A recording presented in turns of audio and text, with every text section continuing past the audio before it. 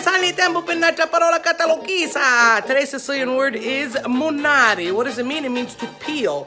In Italian, we say sbucciare. So let's put in a sentence. Vamo due patate. Go peel two potatoes. Vai a sbucciare due patate. So that means go get some potatoes and peel them because we're eating potatoes tonight. So munari is the Sicilian word I want to teach you today. You probably know it. If you don't, well, you just learned something new.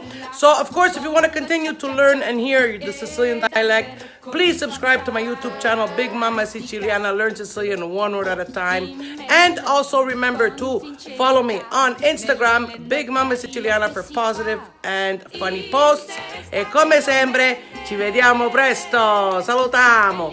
Di zucchero, con cuore sempre in fremito. Ai ai ai ai, chissà, chissà, per mille strade